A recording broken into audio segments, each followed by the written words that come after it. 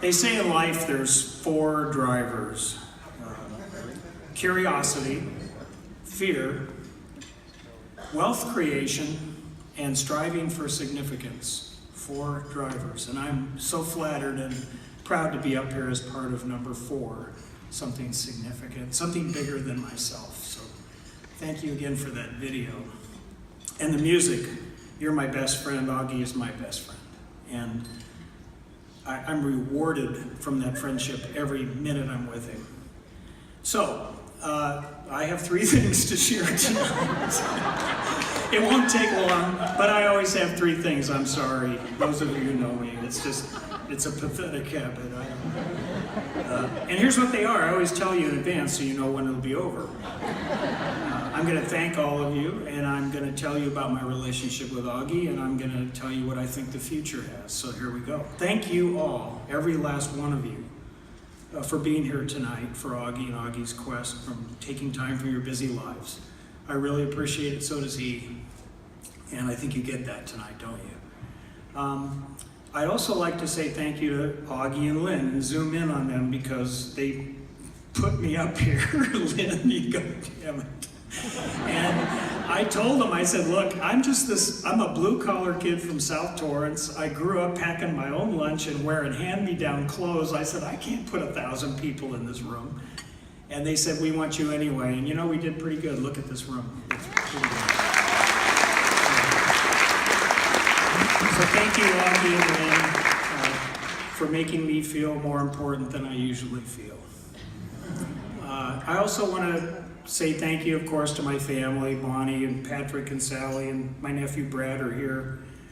Thank you for just letting me be in your lives and sharing your lives. It's a blast. I mean, I really can't imagine life without you. But more relevant to tonight, thank you for making Augie your friend, too. He's friends with them, too. And it's going to be very rewarding for you. The last shout-out thank you is for our committee. Jeff Morad, you're here, right? Jeff, thank you for your help in making this event special and all the great experiences you've given me in the sports world. Robert Brunswick, Bruno, please. Robert has more energy and more eagerness than anybody I know. Thank you for bringing that to the event. Larry Green, Systems Pavers. Thank you, Larry. Larry and I ride bikes every morning. Larry does the talking, I do the listening. It's quite a good deal. And finally, Michael and Denise Weiland, our neighbors and dear friends. Michael's the most sincere person I've ever known. Thank you so much. Okay, so there's the thank yous. Now let me tell you about Augie. I've known Augie for 28 years. That's a long time. And he was, like many have said, he was a fierce warrior, bigger than life, running a Fortune 500 company, go, go, go, didn't have time of day for you. I admired him, I respected him, but I was afraid of him. And, but we did have what I'll call a friendship because he loved to work out, like all the time. And he would go for runs, and I was one of the few guys that would run with him. So, you know, we had a relationship, let's call it. But he was scary. Okay. I mean, just totally impatient, go, go, go, high expectations. You know, most of us are married to somebody like that, right? And all of a sudden, this fierce warrior gets hammered with ALS. And I'm like stunned, like everybody. But the first thing in my mind is, wow, how is this, the fiercest warrior I know, gonna handle this fatal diagnosis? I mean, I had to know, so I got close. And as I did, I realized that if I was him, I would want my friends to come close, you know, to close ranks and to get tight with me and help me.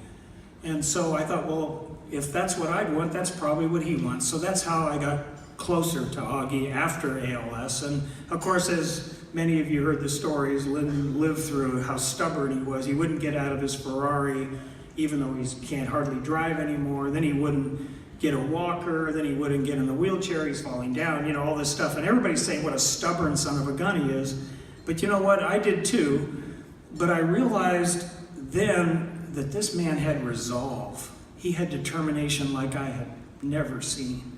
And so I got involved in that process of Augie changing, I guess is the right word. So let me tell you a quick story. I'm sorry, but I have to tell a story of Augie's resolve. So here he is, where he can barely walk now. He can't move his arms. He can barely talk. He's, it's really getting bad. But he wants to go to Catalina, so we go to Catalina on the boat. Remember, Lynn? And he's sitting there, and he goes, "Pat, let's go in the water. I want to go swimming." I go, "Augie, you can't go swimming. You can't move." He goes, "If you know Augie, you just do what you're told, So we put 2 life jackets on him and a pair of fins because he could kick his little feet. And we threw him in the water, and I jumped in to make sure he didn't drown. He's bobbing around like a cork. And it's crazy. The dog jumps in, people are screaming and yelling, and he's motoring around backwards. And he comes over to me in the water. He goes, "Come on, we're going to the beach. It's 150 yards away." And I'm going, "You're crazy." He goes, "Come on." So he kicks his little feet, and it takes forever, and we finally get to the beach, and then he says, get out, get on the beach. Well, there's waves breaking, and there's rocks, and it took me, I can remember vividly, it took me 30 minutes to get him out of the water, okay? Because I had to hold him up in the waves and keep him from falling over, and then he had to plant his foot on rocks, and I would point to the rock, and he would wink if that was the right rock or not, and if it was, then I'd put his foot on it. So it took 30 minutes. We finally get to the top of the beach. "Why are we doing this, Augie? Why are we here?" He goes, "Over there, and there's a bocce ball court." I'm like, "Augie, you can't play bocce ball. Your arms won't move." He goes, "No, I can't. I'll show you." So we go over there, and he tells me to put the bocce ball in his hand, which he can grip. And then he gets his shoulder going like this, and his arm waving, and he flings the ball. And he could do it.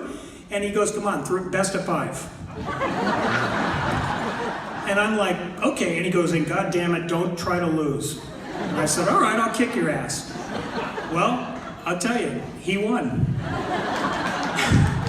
So there's the guy with resolve. So I watched this man who was the fierce warrior, cannibal, really, a cannibal, transform to a compassionate mentor. I've never seen anybody do that in one lifetime, ever. And I was along for the ride. And it was remarkable. He's the complete person now. He's capable of intellectual relationships. He's capable of emotional relationships. I envy how complete he is as a person and emulate him every day. Okay, so I could tell you how much I learned from Augie, but that's not important. What's really amazing, I'm 65 years old. You don't teach old dogs new tricks. He changed me. Because I was like him, just a slightly less, right, John? But still, kind of like him. Driven, gotta win, high expectations, not much patience. He changed me. I am, like he says you saw in the video, courage. I have the courage now to face up to adversity, whatever it might be, anything. And I have the serenity to accept the consequences of that adversity, whatever it is. I can take it. He can, I can. I've learned to be patient. Amazing. And I have some grace and serenity, so thank you, Augie and Lynn, for that gift. It's remarkable. Okay, so, one more thing. The future. I'd like to end with that. Robert Brunswick's told me, "Whatever you do, Pat, for God's sakes, don't become an angry old man." So I thought, okay, please God, don't let me be an old man. I don't want to be an angry old man. Well, so I read this book called Abundance that Larry Green sent my way. It's about the future and how awesome it is. You lose your limb, it grows back. We all live to be 200. The robots do all the work. I mean, everything's just awesome. So I read this book, it's like, wow, this world's going to be great. I'm an optimist. But then I read the next bestseller, which is called The Sixth Extinction by Elizabeth Kolbert. And it's about how we're polluting the planet, and we're going to be dead tomorrow, and everything's going to hell in a handbasket. So it's like the glass is half full, the glass is half empty, and I'm kind of standing in the middle. I go, well, I'm an engineer. To me, the glass is twice as big as it needs to be. And so I'm kind of in the middle. I can't tell. So tonight I'm choosing to be optimistic. I expect and hope that Augie's Quest and TDI will find a compound that will slow, stop, or even cure ALS. Okay?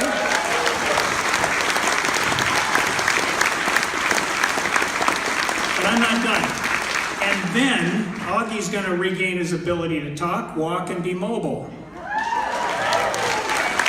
I'm not done. The most important thing is we're going to have a rematch on that bocce ball court, and I'm going to get my revenge. Okay, so let me close with my experience with Augie, 28 years worth, has to do with striving. Okay, you may not understand this at first, but think long and hard about it. Striving matters. Okay, trying to achieve perfection is probably impossible. Set your goals, try hard, yeah. But it's about ceaselessly trying for that goal, whether you make it or not. That's what matters. That's what makes life worth living and a purpose worth fulfilling.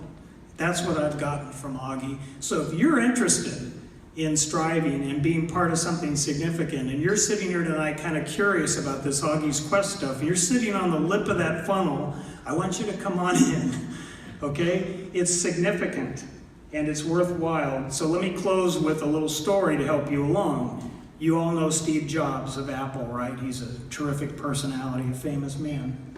He needed a new CEO, and he's after John Scully, who's running PepsiCo. Come on, John, I'll pay you a fortune. Nah, John's not coming. He tried everything. Finally, he goes over to his office, one-on-one, leans across the table, looks him in the eye, and he says, so John, you want to stay here and make sugar water drinks?